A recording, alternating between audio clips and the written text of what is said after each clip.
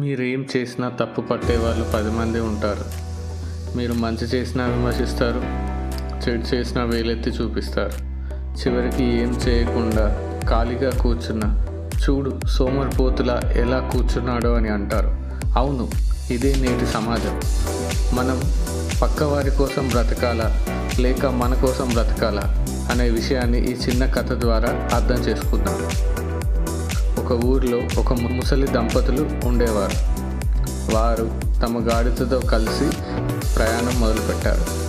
ఇద్దరు గాడిద మీద కూర్చొని వెళ్తుంటే దారిలో వెళ్ళేవారు ఏమన్నారో తెలుసా? అమ్మో, ఎంత కర్కోటకుడో చూడండి, ఆ చిన్ని ప్రాణి మీద ఇద్దరు ఎక్కేసి చంపుతున్నారు అని విమర్శించారు. అది విని వాళ్ళకు చాలా బాధేసింది. ఆ తర్వాత ఆయన భార్యను కిందకి దింపేసి కేవలం భర్త మాత్రమే గాడిదపై కూర్చొని వెళ్తున్నారు. అప్పుడు ఏమన్నారో తెలుసా జనం? చూడండి ఎంత స్వార్థపడడం, పెళ్ళాం నడుస్తుంటే ఈయన మాత్రం దర్జాగా కూర్చున్నారు, అస్సలు కనికరం లేదు అని తిట్టడం మొదలుపెట్టారు. ఆ మాటలు విన్న భార్యాభర్తలు బాధతో భర్త దిగి భార్యను గాడిదపై కూర్చోపెట్టాడు. అలా నడుస్తూ ఉంటే జనం ఏమంటున్నారో తెలుసా?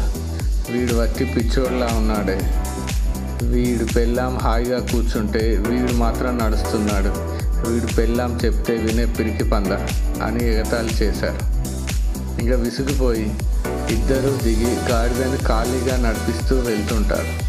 అప్పుడు జనం నవ్వుతూ, వీళ్ళకన్నా మూర్ఖులు ఎవ్వరూ ఉండరు, గాడిద ఉండి కూడా వాడుకోకుండా నడుచుకుంటూ వెళ్తున్నారు, వీళ్ళకి అసలు తెలివి ఉందా అని అవహేళన చేస్తారు. చూసారా మిత్రులారా, ఆ దంపతులు ఏం చేసినా లోకం మెచ్చలేదు. మనం కూడా జీవితంలో ఇలాగే భయపడుతూ ఉంటాం. నేను ఈ డ్రెస్ వేసుకుంటే బాగుంటాను, నేను ఈ ఉద్యోగం మానేసి బిజినెస్ చేస్తే ఏమంటారు, నేను ఫెయిల్ అయితే లోకం ఏమంటుందో అని బాధపడతాను.